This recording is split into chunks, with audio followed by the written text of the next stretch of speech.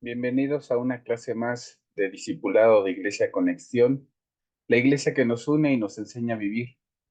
Estamos gustosos de estar llegando ya a la recta final de esta serie que hemos llevado a lo largo de estas semanas.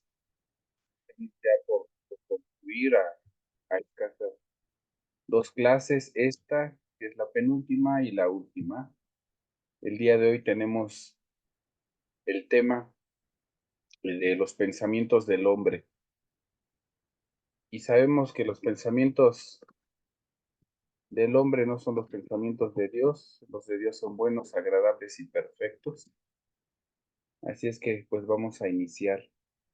Cuando nosotros despertamos después de una noche de descanso, hay algo que de inmediato se echa a funcionar: los pensamientos. Se activa el cerebro de una manera consciente, ya no inconsciente, y empiezan los pensamientos del hombre. No sé si han visto de repente como en los memes de chistes que de repente se despierta la mujer de malas porque resulta que el hombre tiene que pedirle una disculpa porque soñó que él era infiel. Y en los pensamientos ha habido personas que se la pasan todo el día de malas por lo que soñaron, pero también los pensamientos determinan lo que vamos a hacer en la vida. De verdad que el cerebro no conoce de bromas, y hemos hablado en otras ocasiones de algo que se llama programación neurolingüística, que es que todo lo que tú hablas, tus palabras conectan con los pensamientos. Y recuerda que nosotros tenemos, ya con el conocimiento que hemos tenido, tenemos poder para crear a través de la boca. Entonces, si hablas mal, malediciente, si hablas malas cosas de ti mismo, tú mismo, tu cerebro las vuelve una realidad. Conforme nosotros pensamos, en realidad así será lo que hagas. Si el primer pensamiento de nuestro día es para Dios, las cosas de verdad serían muy diferentes. Y no es nada más de abrir los ojos y decir gracias Dios porque me desperté. Va más allá. Va realmente a estar en la conciencia de que hay mucha gente cuando tú despiertas que está despertando, pero por ejemplo en un hospital, y que necesita de medios para respirar y no es autosuficiente para alimentarse. Cuando tú entiendes este tipo de cosas, empiezas a ser agradecido. Cuando estás casado, tienes a tu esposa, te das cuenta que tienes una ayuda ideal, una ayuda idónea, y dejas de tener en tus pensamientos que es una ayuda demonia y que en realidad estás de pleito y que, ¿para qué me casé? Y los hijos, y, ay, tengo que ir a trabajar. Y en la semana alguien me platicó que tenía un pensamiento en su cabeza que estaba agradecido porque se despertaba a trabajar y no se despertaba a buscar trabajo. Entonces, de acuerdo a cómo tengas tú el pensamiento, así será tu día. Si el primer pensamiento va para Dios, créeme que las cosas son buenas. ¿Cómo son tus pensamientos? Porque hay también pensamientos de mezquindad, es decir, pensamientos tercos. Pensamientos que pese a la palabra de Dios que te dan un aliento, te da una dirección, tú decides pensar en tus propias conclusiones, en tu propia calidad. El Salmo 49, 10 y 11 dice, pues verá que aún los sabios mueren, que perecen del mismo modo que el insensato y el necio dejan a otros sus riquezas. Esto te está hablando de que tú, así como cualquier persona que no conoce de Dios, la gran diferencia es que ellos trabajan para amontonar, trabajan para vivir una vida, porque así lo dicen en muchas ocasiones, solamente se tiene una vida, pero no alcanzan a entender que es una vida infinita, es una vida de eternidad. Y ellos piensan que tienen una vida finita y ciertamente ese pensamiento lo convierte en una realidad porque por sus acciones y por sus actuares, por esos pensamientos que están teniendo de que tienen una vida que se va a terminar, realmente renuncian a la vida eterna. Su íntimo pensamiento es que sus cosas serán eternas y sus habitaciones para generación y generación, y dan nombre a sus tierras, porque creen que los demás lo van a disfrutar, y en realidad se llegan a morir y solamente dejan pleitos. Yo he sido testigo verdaderamente y lamentablemente de familias que al morir los papás se pelean por la herencia, se dejan de hablar los hermanos, se pelean, se llevan a juicio e inclusive llegan a asesinarse. Con lo que saque del lote de este billetito, dice el meme, van a comprar un BMW, una casita, y la problemática de los pensamientos es que los llevan a ser una ilusión.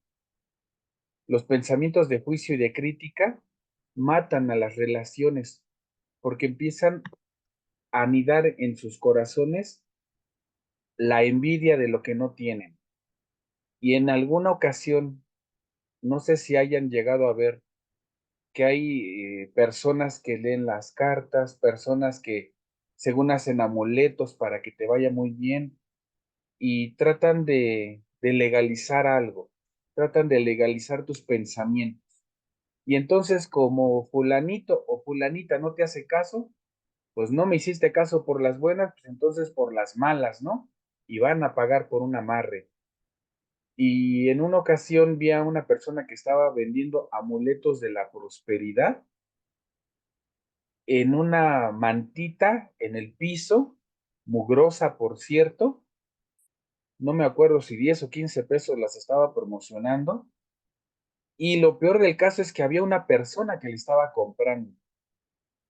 Entonces digo, si son amuletitos para la prosperidad, pues yo se la compraría a Carlos Slim o a Salinas Pliego, pero de repente una persona así, pues no sabe nada. Eclesiastés 10:20 dice, ni aun en tu pensamiento digas mal del rey.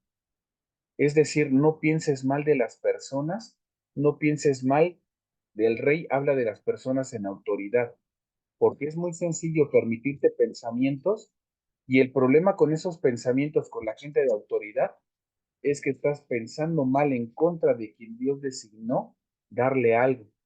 Dice, ni en lo secreto de tu cámara digas mal del rico. ¿Por qué? El rico tiene un pequeño problema. En la palabra hemos escuchado que Jesús dice, no dice que los ricos no vayan a entrar al reino de los cielos. Los ricos ya viven en reino porque son ricos. No dice que no van a entrar al reino de los cielos, dice que les va a ser difícil porque a consecuencia de su riqueza material, le es más difícil encontrar las riquezas del espíritu. Pero las personas que no tienen riqueza material empiezan a anhelar las riquezas de los reyes, las riquezas de las personas en poder y en autoridad, y empiezan a generar en sus pensamientos pensamientos de envidia. Y eso no se queda en secreto, dice, las aves del cielo llevarán la voz, y las que tienen alas harán saber la palabra. Esto es una analogía en donde dice que Dios conoce todos los pensamientos. Y esos pensamientos para los ricos son pensamientos de avaricia, pero para los que no tienen una posición económica, una posición de reino, son pensamientos de envidia. Y envidiar a una persona equivale a decirle a Dios, yo no estoy de acuerdo con tu distribución de la riqueza. Yo no estoy de acuerdo con que tal o cual persona tenga y yo no lo tenga. Te constituyes una persona que tiene pleito con Dios. Es así de complicado, es así de difícil y de peligroso envidiar. Proverbios 23, del 6 al 7 dice, no comas pan con el avaro, ni codicies sus manjares, porque cual es su pensamiento en su corazón, tal es él. Debes de tener cuidado inclusive con quién comes, porque como te digo, con quien convives, te impregnas de lo que ellos son. Y si te invitan a comer, pueden estarte invitando a comer con dolor en lugar de con bendición, a contarte las tortillas, a contarte el pan, a contarte hasta las cucharadas que te lleves a la boca y con dolor dolerse de haberte dado eso, porque te lo pueden dar por formalidad y no por buen corazón. Come y bebe, te dirá. Come, anda, sin vergüenza, come, ¿no? Dice, mas su corazón no está contigo. En realidad su intención es distinta. Y tú te puedes transformar en una persona así en el momento en el que invitas y tratas bien al rico por lo que tiene, con la finalidad de querer y pretender sacar algo bueno de ello. El pensamiento del avaro es tener una relación con los demás con el propósito de obtener algo. Entonces ahora resulta que no tienes ni la riqueza, por eso tienes envidia, pero además sigues fomentando la avaricia sin la riqueza. Debes de vigilar tus pensamientos. Esos son pensamientos de maldad. Jeremías 18:12 nos dice, y dijeron, es en vano, porque en pos de nuestros ídolos iremos y haremos cada uno el pensamiento de nuestro corazón malvado, de nuestro malvado corazón. ¿Qué es esto? Les decía que en muchas ocasiones las personas que consultan a brujos tienen un gran problema, que quieren hacer su voluntad. Y en muchas ocasiones criticamos, por ejemplo, a los santeros que piensan que pueden dominar los elementos y las situaciones y los eventos por hechicerías, conjuros, y de repente no nos damos cuenta que nosotros, según no creemos en eso, pero estamos también generando de esos pensamientos de avaricia, de esos pensamientos de envidia y de egoísmo, estamos haciendo un ídolo, porque creemos que si tuviéramos tal o cual cosa que estamos envidiando, seríamos más ricos, seríamos más felices, estaríamos más plenos. Y es ahí cuando empiezas a desvalorar lo que Dios te dio. Y Dios te dio ayuda idónea si estás casado. Dios te dio un propósito y te dio un futuro. Pero cuando empiezas a no creer ese futuro, a pensar que nunca va a ser sobre ti, a hablar mal de tu propia esposa y de tus propios hijos, todo eso genera una idolatría y no te hace muy diferente a esas personas que consultan brujos, agoreros y que hacen rituales y que hacen sacrificios. La idolatría no nace del corazón del que busca adorar a un Dios, sino del que busca justificar su maldad ante un Dios.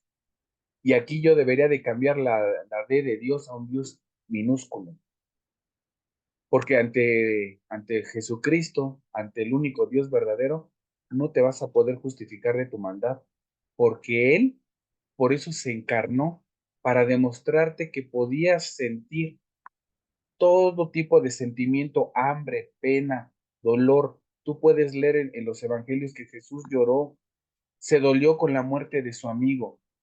Jesús se encarnó, Dios se encarnó en Jesús para demostrarte que sí entiende los sentimientos y los pensamientos humanos. Pero y entonces, ¿cuál es la clave para transformar todos esos pensamientos que nos aquejan? Job te da una muestra. Dice, muéstranos qué le hemos de decir, porque nosotros no podemos ordenar las ideas a causa de las tinieblas. ¿Será preciso contarle cuando yo hablaré?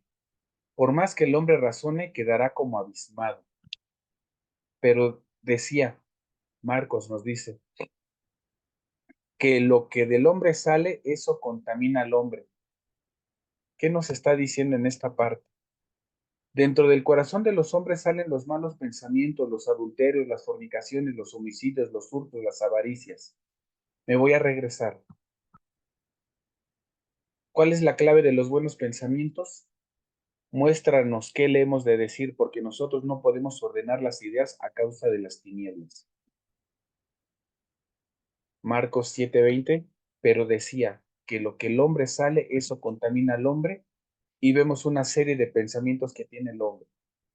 Entonces, lo que necesitamos para disipar las tinieblas, punto número uno, es un compañero, es tener a alguien que ya haya podido vencer sobre una o alguna de todas estas maldades de engaño, lascivia, envidia, maledicencia, soberbia, insensatez.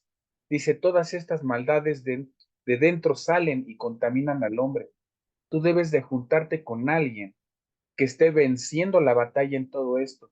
Es decir, debes de acercarte a un mentor. Debes de tener paternidad a través de alguien que te esté guiando, a través de un pastor, a través de un líder, a través de un hermano que realmente te ame, pero que no esté a tu nivel, que realmente puedas aprender de él. Ese es el punto número uno. Y el punto número dos, que es en realidad más complejo, pero es más poderoso, es un nacimiento nuevo. Le decía Nicodemo a Jesús, ¿acaso debo de morir para volver a entrar a mi madre? Cuando Jesús le decía, ciertamente el que no se hace como un niño, no va a poder entrar al reino de los cielos. Porque Nicodemo era un fariseo, era un docto de la ley, era parte del Sanedrín. Y Nicodemo reconoció a Jesús, y Nicodemo, como ese gran sabio, llegó a decirle a Jesús, Rabí. Se le acercó y lo reconoció como maestro. Y le hace la pregunta, ¿cómo puedo entrar al reino de los cielos? En realidad no le preguntó directamente cómo entrar al reino de los cielos. Él no quería todavía, no se atrevía a preguntar directamente. Y él, como sabio, buscó disipar las tinieblas a través de acercarse a Jesús. Y por eso es que dice el profeta Isaías, a los ciegos los hará ver, porque aquellos que no podían ver en revelación cómo nacer de nuevo, el nacer de nuevo lo da Dios. Y lo da Dios a través de un deseo tuyo. Y acuérdate que tus deseos van a emanar de tus pensamientos. Por eso necesitas tener un pensamiento correcto. En ese pensamiento correcto es ahí donde viene el sacrificio de morir a ti. Nada obtendremos que no nos cueste. Y ese sacrificio es precisamente ir en contra de tus deseos carnales, ir en contra de una naturaleza pecaminosa que te contaminó desde el principio de los tiempos para creer y adquirir una naturaleza sin pecado de adopción como hijo de Dios. Jesucristo vino a ser el primogénito, el primero, para compartirte a ti de esa adopción, para que tú te hagas hijo de Dios y con este poder y esta autoridad, poder tener el nuevo nacimiento que va a disipar las tinieblas, va a disipar todo lo que te hacía tentación, alineado a los pensamientos de orden y de obediencia. Eso te va a facultar para entrar al reino y verdaderamente hacer cambios en tu mente. Primera de Pedro 4, del 1 al 2 dice, puesto que Cristo ha padecido por nosotros en la carne, nosotros también ármense del mismo pensamiento. Recuerda que Jesús ya lo sintió. En el momento en el que estés sintiendo en tu pensamiento, merezco otra esposa, merezco otro empleo, merezco esto, merezco el otro, empiezas a creer que mereces muchas cosas que están desalineadas a una palabra y a una voluntad del Padre, en ese momento tienes que recordar que Cristo también tuvo esos pensamientos, pero venció. Dice, quien ha padecido en la carne, terminó con el pecado para no vivir el tiempo que resta en la carne. Tú, en el momento en el que permites que Dios te dé ese nuevo nacimiento, vas a dejar de estar padeciendo en la carne porque ahora vas a querer llenarte de todo lo que tiene que ver con Dios. Te vas a apasionar por leer la Biblia, te vas a apasionar por conocer su palabra, te vas a apasionar por conocer los secretos que pudieran estar escondidos detrás de cada historia bíblica. Te vas a apasionar por cada instrucción y dirección que da Dios a tu vida. Tú, dice aquí, conforme a las concupiscencias de los hombres, sino conforme a la voluntad de Dios. No vas a estar conforme a tu terquedad, sino conforme a lo que Dios quiere, pero eso lo da a través del nuevo nacimiento. Y ese nuevo nacimiento es para despejar las tinieblas y solo lo da Dios. No lo da tu propia voluntad cuando tienes pensamientos de avaricia y de mezquindad, de terquedad. Aquí un consejo: no debemos de pensar que sabemos todas las cosas y que nadie puede enseñarnos nada. Recuerda, si tienes esa humildad de Nicodemo para llegar y presentarte ante Jesús, Nicodemo, como doctor de la ley, tuvo cierto recelo y tuvo sus precauciones cuando llegó con Jesús. Llegó a entrevistarse con él, pero tú vas a leer en la historia cómo llegó Nicodemo y se presentó ante Jesús, pero de noche. Y ese encuentro que tuvo con Jesús cambió su vida, cambió su perspectiva, porque pese a que era miembro del Sanedrín y sabía mucho, tuvo la humildad de creer que todavía podía aprender algo más. Y esto llegó al grado de cuando Jesús murió, se le dio una tumba nueva, precisamente por un miembro del Sanedrín, de un miembro de esos sabios y doctos. ¿Te acuerdas de José de Arimatea? Pues bueno, ya no fue de noche, sino fue de día. Eso fue porque ordenó sus pensamientos después de tener un encuentro con Dios, un encuentro con Jesucristo. Proverbios 15:22 nos dice: los pensamientos son frustrados donde no hay consejo. Por eso necesitas tener consejo. Y en la multitud de consejeros está la sabiduría. Dice: más en la multitud de consejos se afirman. Nosotros, para poder ser afirmados, necesitamos verdaderamente tener mentoría. Yo te invito de verdad que te acerques a un líder, que te acerques a alguien. Nosotros, como tus servidores, estamos para guiarte, estamos para apoyarte, porque nosotros también nos dejamos guiar y nosotros también tenemos consejeros. Nosotros no podemos andar como llaneros solitarios. Jesús lo explicó cuando mandó a los discípulos, los mandó de dos en dos y no los mandó para estarse acompañando, los mandó para que uno pudiera apoyar y dirigir al otro. Y en la palabra leemos que cuando uno se cae, ¿quién lo levantará si no está el otro? Y normalmente aterrizamos esto al matrimonio, pero esto se aterriza a la mentoría, a la consejería. Esto se aterriza a que nosotros dejemos la vieja naturaleza y el viejo pensamiento a que somos fregones y que todo lo hacemos por nuestras pistolas y por nuestros medios y todas las sabemos y todas las podemos. No, tienes que estar de la mano de un mentor, de la mano de un pastor, de la mano de un líder, de alguien que te vaya guiando, que ame verdaderamente tu vida, que desee lo bueno para ti porque Cristo se lo dio. En ese sentido, vas a tener éxito a través de la obediencia. Si no aprendemos a obedecer, nuestros pensamientos no se ordenarán y quedaremos en las tinieblas. El nuevo nacimiento no se va a dar. Y nosotros no estamos llamados a estar viviendo pues en la misma rutina de siempre. Estamos llamados a vivir en victoria, a vivir en reino. Por eso a nosotros Jesús nos prometió un nuevo nacimiento a través de su Espíritu. Y nosotros no podemos intimar a través de su Espíritu si seguimos reiteradamente nuestros patrones de conducta por dejarnos guiar y llevar por pensamientos que no son de reino. Entonces, Corintios 10:5 dice: derribando argumentos y toda altivez que se levanta en contra del conocimiento de Dios. ¿Cuál es la altivez que normalmente se levanta en contra del conocimiento de Dios? Yo no necesito ahorita de Dios. Gracias, ahorita no es mi momento. Sí, yo creo en Dios, yo confío en Dios, yo soy creyente. Y no sabes qué gusto me da cuando la gente dice: yo soy creyente. Porque yo le pregunto: ¿creyente de qué? No, pues de Dios. ¿Y qué crees de Dios? Porque para ser creyente tienes que conocerlo.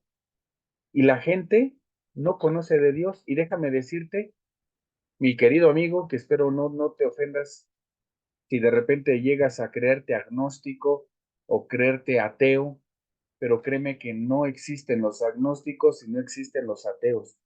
Las palabras nacieron nada más para darles una definición como sinónimo a un tipo de personas, pero un ateo, para poder jactarse de que no cree, pues debería de conocer.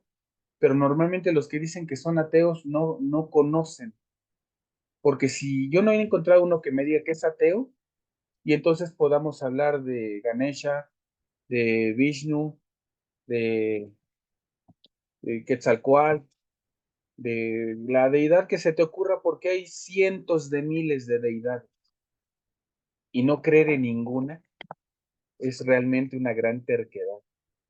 Esa es la altivez.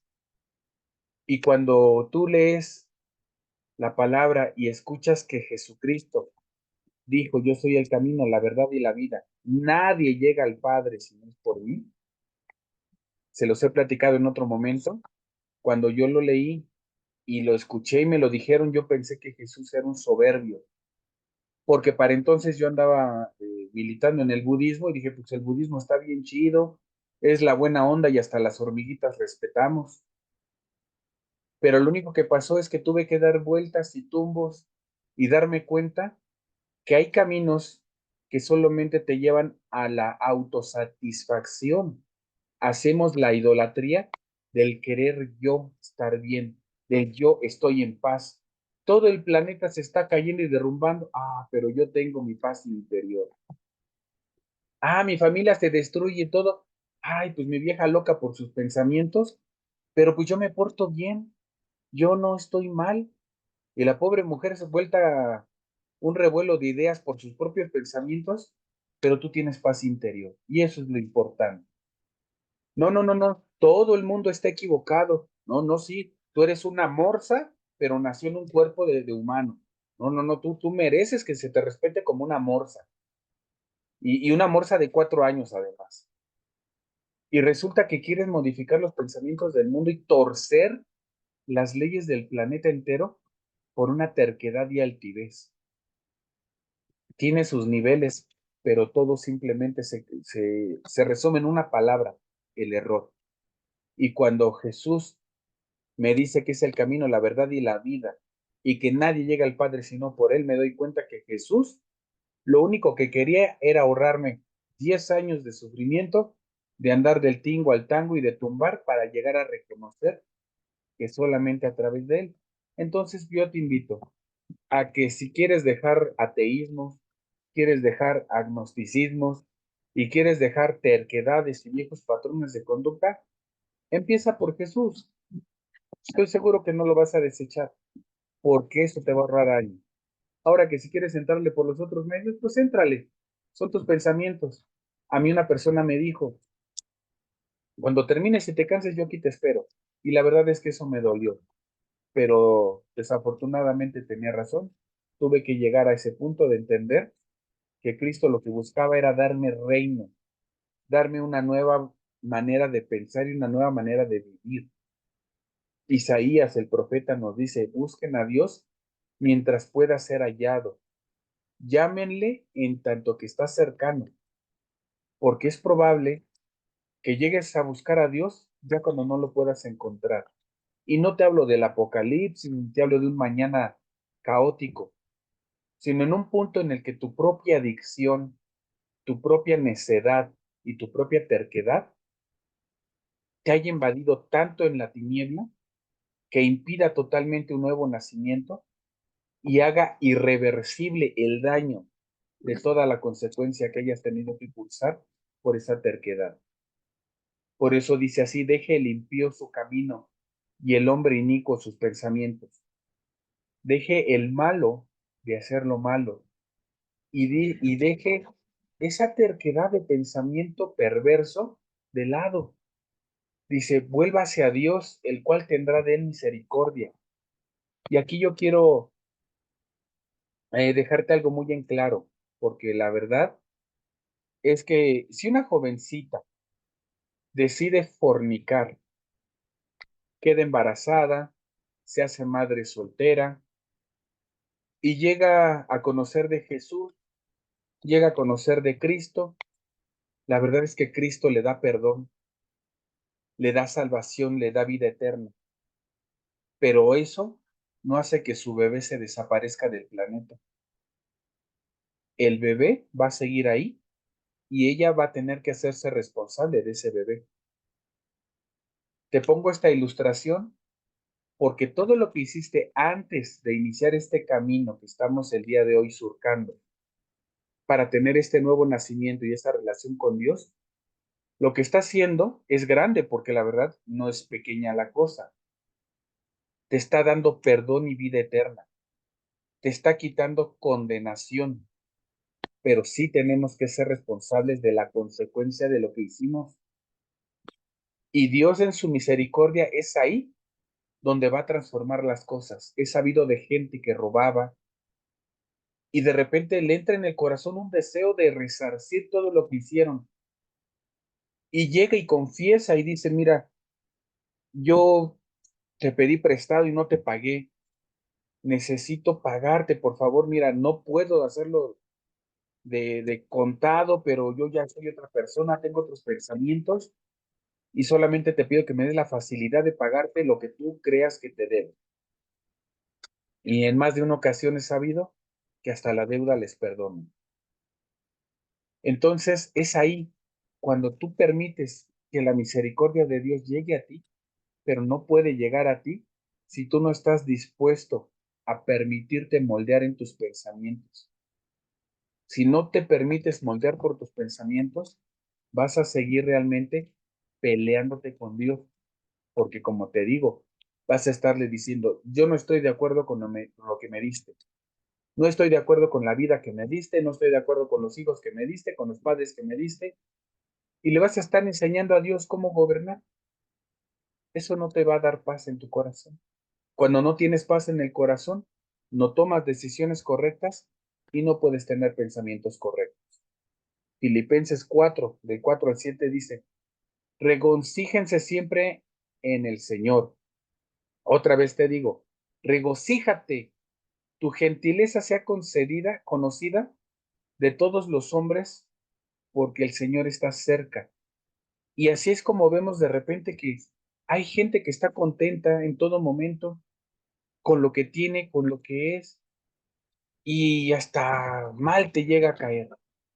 Y te cae mal porque si le va mal se ríe y si le va bien se ríe y de todo se ríe.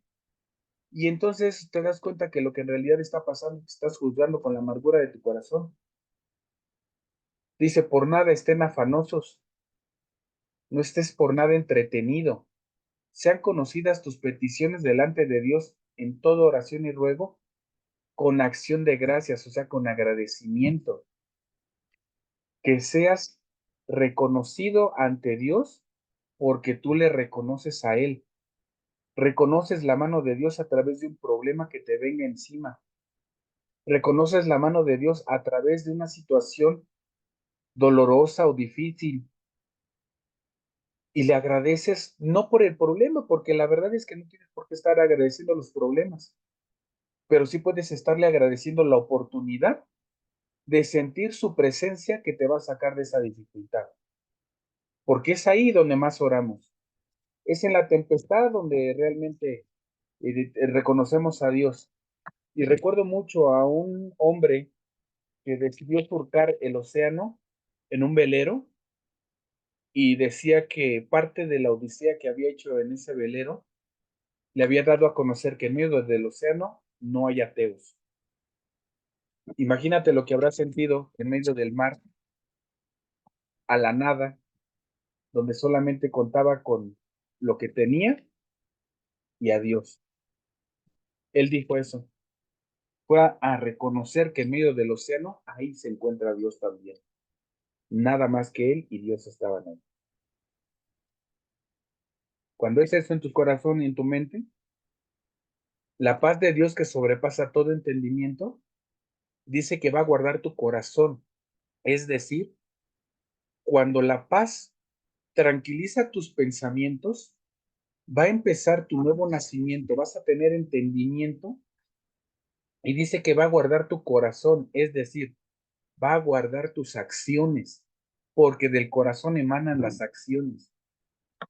Y cuando guardas entonces tus acciones, las corriges, pues obviamente todo tu entorno cambia. Dice, tus pensamientos en Cristo Jesús van a ser que Él viene de ti y para ti. Y hay gente que dice, bueno, ustedes cristianos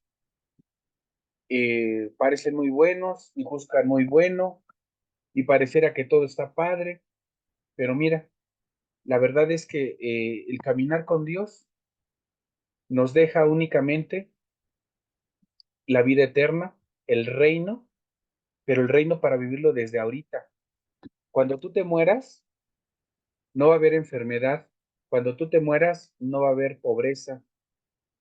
Es más, dice Jesús que no se van a dar ni siquiera en casamiento hombres y mujeres. Entonces, no estés de afanoso por tu problemática en el matrimonio, porque el reino de los cielos lo vas a ocupar el día de hoy.